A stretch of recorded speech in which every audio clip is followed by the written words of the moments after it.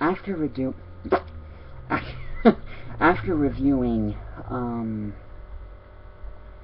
after reviewing Independence Day, it feels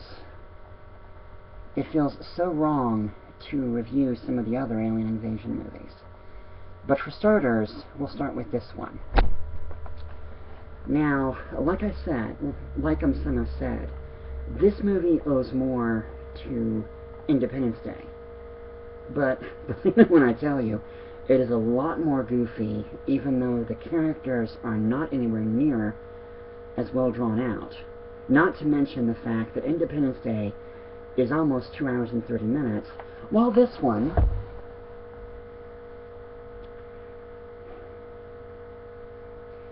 is less than 2 hours. Not to say that it isn't a good movie, but you have to take it on its own merits or you're going to hate it. We have some very very naive characters in this film. And when I say naive, I so wish I was kidding. We have a scientist played by Pierce Brosnan, who, unlike Dante's Peak, is a lot more naive, if for no other reason than he keeps thinking that because these Martians are technologically advanced, that they're going to be peaceful. Well, to say the least, that isn't even close to true. My biggest problem with this movie is that Tim Burton did not know when the joke was going to get old.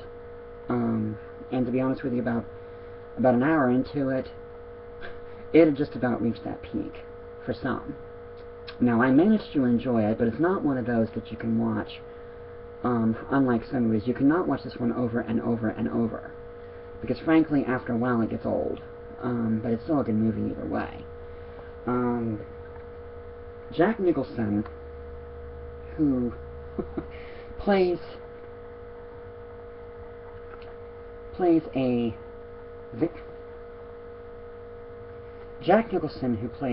very, very goofy, and I wish I was kidding when I say that, a very, very goofy president, U.S. president.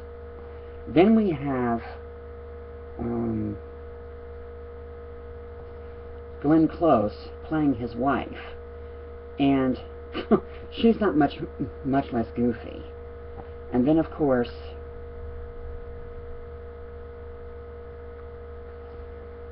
Pierce Brosnan, who looks like your typical scientist, per se. But in this film, he is extremely naive, as I just told you, because of the comment about being technologically advanced, therefore being peaceful. But in case you haven't noticed, because of the title alone, well, not quite. Not by a long shot. It's more like, we come in peace, but we want you in pieces.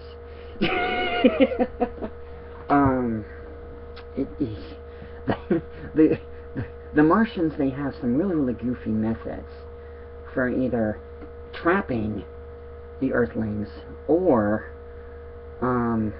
fooling them, per se. Some of them are pretty goofy or not. Well, yeah, they're actually pretty goofy. So in some ways you can't help but laugh, but laugh at them. And of course we have Danny DeVito and Annette Bening, and Annette Bening is just really, really odd in this movie. I don't think I've ever seen her play a role this odd, until American Beauty, of course. And American Beauty was pretty good too, but it was also kind of weird. And that is putting it mildly. One of the only actors that I didn't care much for, and I don't care much for Tom Jones anyway, especially his It's Not Unusual, because I cannot stand that song. It gets old after a while to me. In fact, it gets old after listening to it once. And that's just that's just me. I never cared much for that song to begin with. Tim Burton, yes, he does not know when the joke gets old, but the method that they use to dispose of the Martians, I thought was actually pretty funny. And once again, depending on your taste, And the fact that the characters are so flippin' goofy, you can't take this one seriously. Although Tim Burton does put a couple of his trademark actors in this film. There's one in particular that was in one other movie of his, and I'm pretty sure that was the person playing one of the caseworker in Beetlejuice. She also returns as in this as a very, very goofy grandmother to one of the teenage characters. But she does a good job in this. In fact, spoiler alert, she's the one that pretty much discovers, without even intending to, that that she actually has the weapon needed to destroy the Martians. And unlike Independence Day, now granted, you should not take this movie seriously to begin with. On that note, what they figure out that'll actually kill the Martians is actually pretty funny. If you can get past the goofiness of it. So on that note, I don't know, between Close Encounters, Mars Attacks, and now Independence Day, and the Alien Invasion movies, I know they're going to keep making them in one form or another. They're never going to stop. But as they go along, they may very easily get better, or they may get worse. It's like one of those things where you just kind of have to take your pick. And then, of course, there's all these vampire and zombie movies. Some of them have been good. Some of them, you never know. Excuse me. So, like I said, if you enjoyed Independence Day and other alien movies, whether they're friendly or not, you may get a pretty big kick out of this one, too. And if you like Tim Burton and the cast, that'll definitely help you like it. It doesn't have much to do with the trading cards from what I remember, but from what I've heard. But you never know. Maybe it has some relevance to it. I don't know for sure. All I know is Danny Elfman, who often does the music for Tim Burton's movies.